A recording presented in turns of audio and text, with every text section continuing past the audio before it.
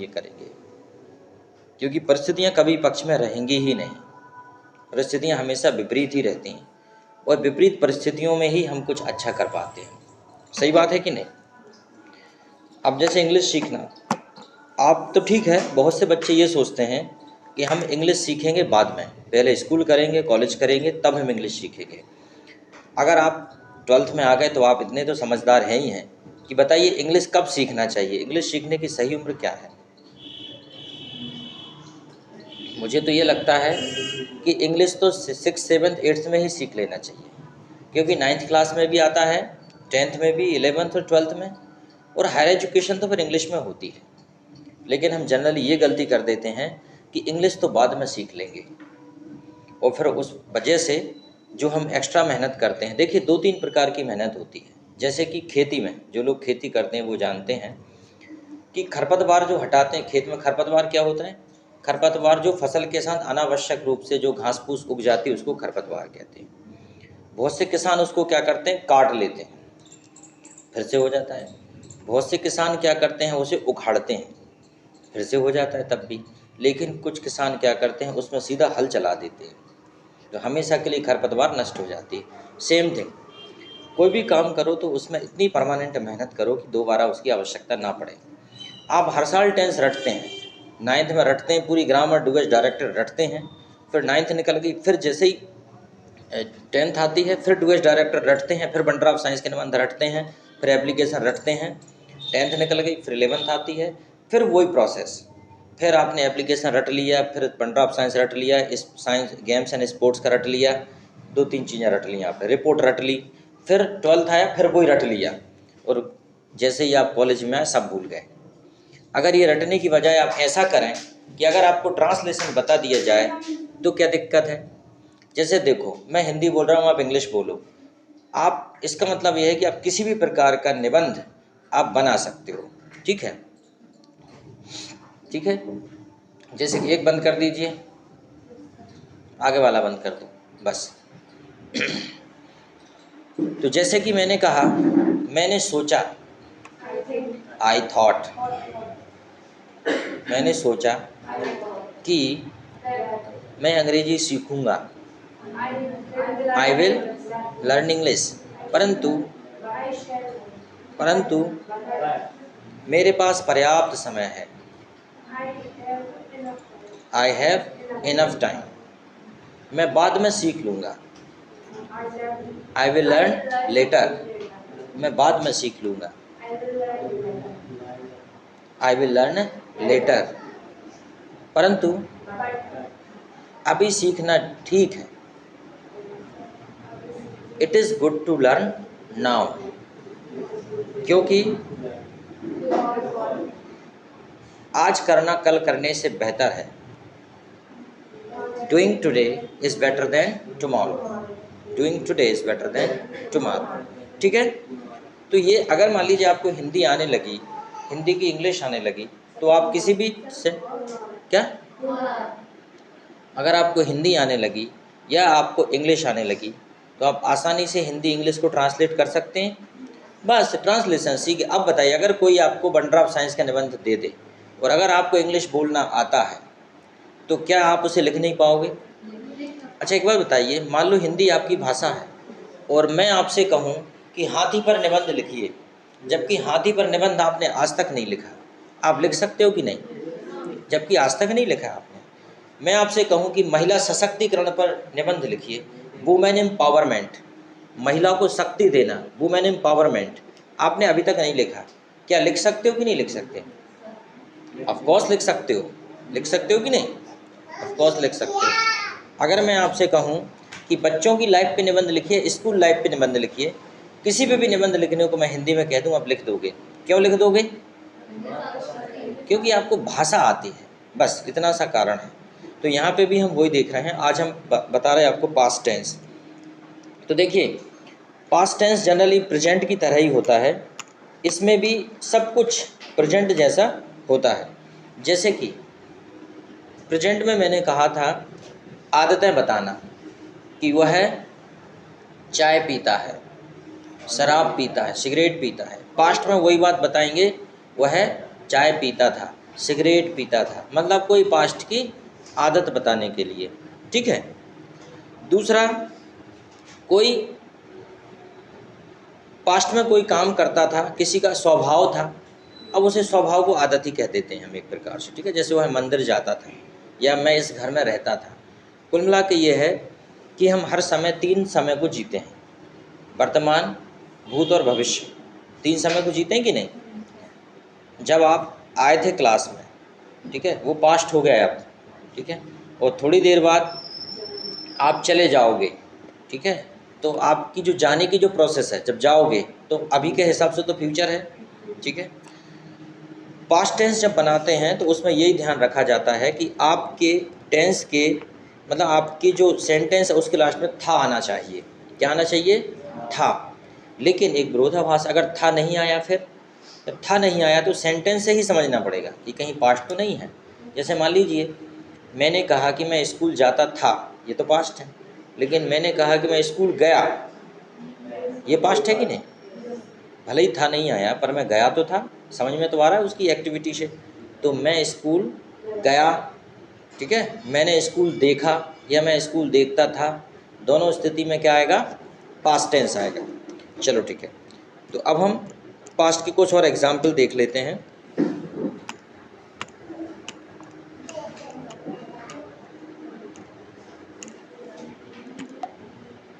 जैसे कि तुमने खेला, क्या हो जाएगा? You played.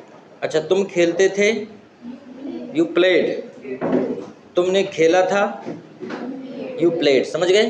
तीनों स्थिति में पास्ट टेंस होगा। तुमने खेला, तुम खेलते थे या तुमने खेला था, यू प्लेड। अच्छा, नेगेटिव, तुमने नहीं खेला, जब भी इसे नेगेटिव करेंगे तो इसमें लग जाएगा डिड नॉट। क्या लगेगा? Did not. तुमने नहीं खेला था और वर्ब की फर्स्ट फॉर्म ही लगेगी। अच्छा, तुम नहीं खेलते थे, तुमने नहीं खेला था, एनी प्रॉब्लम? ठीक, चलो। क्या तुम अंग्रेजी बोलते थे? कुछ भी नहीं करना, किसी भी दुनिया का कोई सा भी सेंटेंस हो, हिंदी और इंग्लिश दोनों से समझते हैं। अगर हिंदी में क्या आ जाए तो इंग्लिश में क्या आएगा? Helping verb. अगर हिंदी में आता है क्या तो इंग्लिश में क्या आ जाएगा? Helping verb. और अगर इंग्लिश में आया है हेल्पिंग वर्ब तो हिंदी का उच्चारण कहाँ से शुरू करेंगे? क्या से। बस ये चीज़ हमेशा याद रखो, क्योंकि क्वेश्चन बस 2 ही प्रकार के होते हैं, एक होते हैं इंटेरोगेटिव और दूसरे होते हैं डबल इंटेरोगेटिव। इंटेरोगेटिव होते हैं जैसे क्या तुम जाते हो, डू यू गो। क्या तुम जाते थे, डिड यू गो। क्या तुम जाओगे, विल यू गो। क्या तुम जा सकते हो, कैन यू गो। क्या तुम्हें जाना चाहिए, शुड यू गो। ठीक है, कुछ भी हो जाए, अगर क्या शुरू में आया है तो हेल्पिंग वर्ब को ढूंढो। क्या तुम विद्यार्थी हो, आर यू स्टूडेंट। क्या मैं टीचर हूँ, एम आई टीचर। क्या तुम्हारे पास मोबाइल है, have you mobile. Any problem? मतलब जब कभी भी क्या आएगा तो हेल्पिंग वर्ब लगाते जाएंगे, ठीक है। लेकिन अब जब कुछ कारण पूछना है तो फिर हमें WH वर्ड लगाना पड़ेगा। कारण, स्थान, ठीक है, समय, मात्रा, तो फिर हमको WH वर्ड लगाना पड़ेगा। और इसे दूसरे प्रकार के क्वेश्चन कहते हैं डबल इंटरोगेटिव। जैसे कि तुम क्यों आते हो, वाई डू यू कम। ठीक है, पास्ट में हो जाएगा तो तुम क्यों आए थे, वाई डिड यू कम। समझ में आया? ठीक। अब देखो अगला सेंटेंस, तो हाँ, क्या तुम अंग्रेजी बोलते थे, तो क्या हो जाएगा इसका? Did you speak English. ठीक है, तुमने मुझे कैसे पहचाना, how did you recognise. How did you recognise me. Recognise होता है पहचानना। वह तुम्हें कैसे भूल गई, वह तुम्हें कैसे भूल गई। How did she forget you. Head का प्रयोग, हेड का प्रयोग पास्ट में होता है, सभी पास्ट में होता है हेड का प्रयोग, ठीक है। अगर कोई चीज़ आपके पास थी वहाँ भी हेड का प्रयोग होता है, और कोई काम आप कर चुके थे पास्ट में वहाँ भी हेड का प्रयोग होता है, ठीक है। नहीं, एक जगह पास में होगी, एक जगह टेंस में होगा, है ना। चलो उसको भी बता देंगे हम। चलो ठीक है। तो जब हमने पास्ट टेंस पढ़ा तो अब हम पास्ट टेंस की स्टोरी ट्रांसलेट करते हैं। ठीक है, ठीक है, इसकी हम पास्ट टेंस की स्टोरी ट्रांसलेट करते हैं। आप जरा बताते जाइए, फिर मैं एक हिंदी की इंग्लिश में ट्रांसलेट करूँगा। A boy wanted to say something to a girl. A boy wanted मतलब वांट का सेकंड फॉर्म, जहाँ सेकंड फॉर्म हो जाए मतलब चाहता था। A boy wanted to say something to a girl मतलब एक लड़का एक लड़की से कुछ कहना चाहता था, बट ड्यू टू फियर, डर के कारण, he was not able to speak, वह बोल नहीं पा रहा था। He was not able to speak. One day he decided to send message by mobile.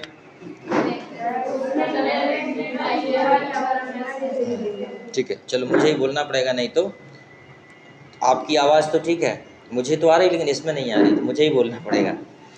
A boy wanted to say something to a girl, एक लड़का एक लड़की से कुछ कहना चाहता था, बट परंतु ड्यू टू फियर, ड्यू का मतलब होता है के कारण, परंतु डर के कारण, he was not able to speak, वह बोल नहीं पा रहा था। He was not able to speak.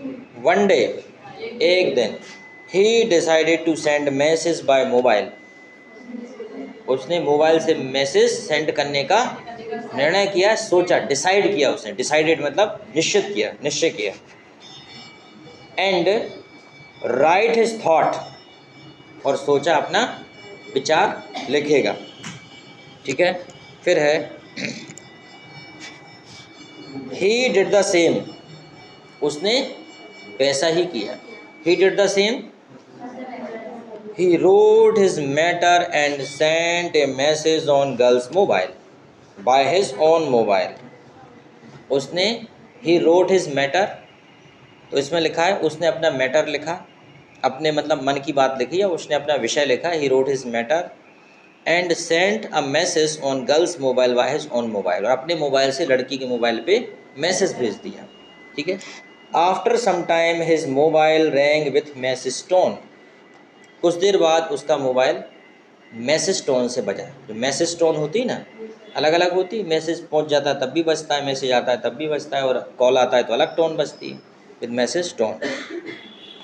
He was over Joy, वो बहुत खुश हुआ। उसका मैसेज, उसे मैसेज टोन पर बजी तो बहुत प्रसन्न हुआ, क्योंकि मैसेज जाने पे भी बजता है और मैसेज आने पे भी बजता है मोबाइल। ही डिसाइडेड दैट, उसने निर्णय किया, tomorrow he will take bath first, कल वह नहाएगा, सबसे पहले नहाएगा। देन गो टू टेम्पल, फिर मंदिर जाएगा। And read message after the worship, और पूजा करने के बाद वह मैसेज को पढ़ेगा। ऐसे नहीं पढ़ेगा वो मैसेज, वो सोच रहा पूरा नहा धो के पूजा पाठ करके फिर मोबाइल को हाथ लगाएगा, फिर मैसेज पढ़ेगा। अभी मोबाइल उसने दूर रखा रहने दिया। ठीक है। Next day he went to temple in the morning, अगले दिन सुबह सुबह वह मंदिर गया। एंड वर्शिप्ड देयर, और वहाँ पूजा अर्चना की, आरती किया। ठीक है, उसने आरती की होगी, है ना, ओम जय जगदीश हरे, स्वामी जय जगदीश हरे। ठीक है।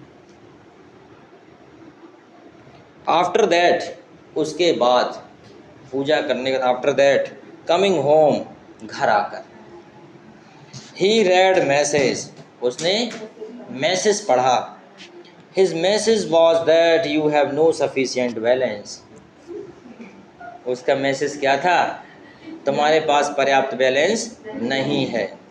Your main balance is 000 rupee, आपका मेन बैलेंस 000 रुपी है। मैसेज सेंडिंग फेल्ड, मतलब मैसेज जाना असफल रहा, मैसेज गया ही नहीं। तो बताइए इस कहानी में क्या आयरनी है, इसमें क्या व्यंग है, इसमें क्या व्यंग है, बताओ। Vijay, why are you laughing too much? What is the irony in this story? इसमें क्या आयरनी है बताओ। इसमें क्या आयरनी मतलब जानते हो, व्यंग, इसमें क्या व्यंग है? उसकी मेहनत बर्बाद चली गई।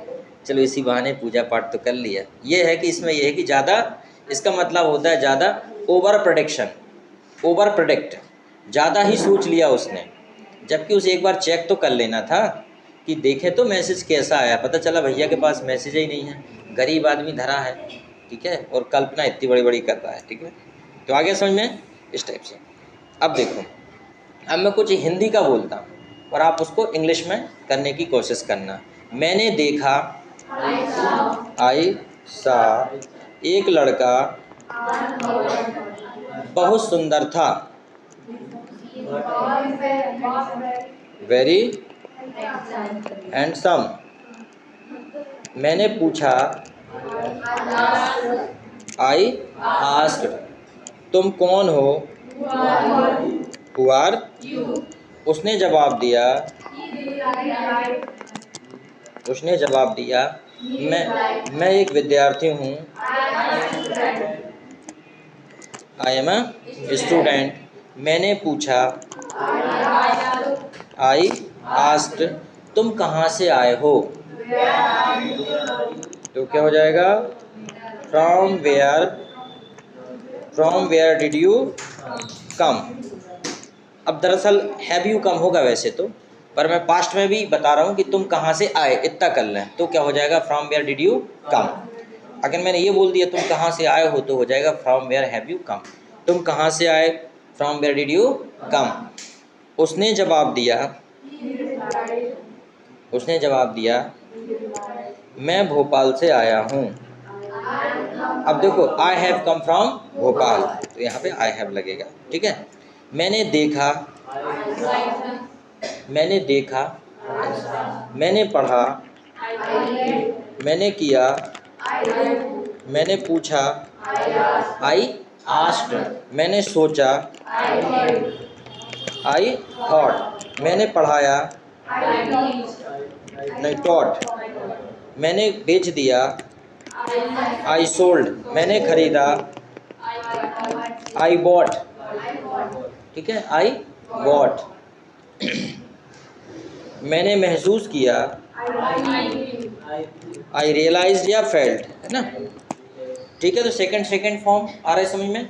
अगर नेगेटिव करना हो तो क्या करेंगे, डिड नॉट लगा देंगे, ठीक है। जैसे मैं नहीं गया, आई डिडंट गो, मैं नहीं आया, मैंने नहीं खाया, मैं नहीं सोया, ठीक है। मैंने नहीं सीखा, मैंने पूरा नहीं किया, I didn't complete. Any problem? मुझे लगता है अब ये समझ में आ जाएगा। और जब इसका वीडियो देखोगे ना, तो वीडियो में क्या है, आपको ये वाला साइड भी दिखेगा, है ना, जो स्क्रीन है वो भी दिखती है आपको वीडियो में, तो वो ज़्यादा क्लियर होता है। चलो अब थोड़ा सा और सेंटेंस हम देखते हैं, Hindi to English, English to Hindi, ठीक है। गाड़ी पलट गई, इसको क्या बोलेंगे, क्या हो जाएगा, कार या अकार फ्लिप्ड, अकार फ्लिप्ड ओवर, अकार फ्लिप्ड ओवर, गाड़ी पलट गई। गली में आज चांद निकला, गली में आज चांद निकला, तो देखो, तो इसके लिए क्या हो जाएगा, a moon emerged, emerged in lane, LANE लेन, लेन क्या होता है, गली। अ मून इमर्ज्ड इन लेन, दरअसल क्या रहता है, वैसे तो द मून होगा, है ना, क्या, EMERGED, इमर्ज्ड, ठीक है। वैसे तो दा कर लो, इसे आ मत करो, इसे दा करना पड़ेगा, नहीं तो गड़बड़ हो जाएगी, क्योंकि वो मून के लिए दा का प्रयोग होता है। एक चांद निकला तो बात अलग है, लेकिन यहाँ पे बात वैसी है, नहीं, दा मून के लिए होता था का। तुमसे शादी करके मैंने बहुत बड़ी गलती की, तो क्या हो जाएगा, तुमसे शादी करके मैंने बहुत बड़ी गलती की, तो क्या हो जाएगा, I made a blunder, I made a blunder marrying you, marrying you, I made a blunder marrying you, तुमसे शादी करके मैंने बहुत बड़ी गलती की। अच्छा, कई वर्ष बीत गए एकांत में, तो क्या हो जाएगा, हाँ, many year passed in loneliness, क्या हो जाएगा?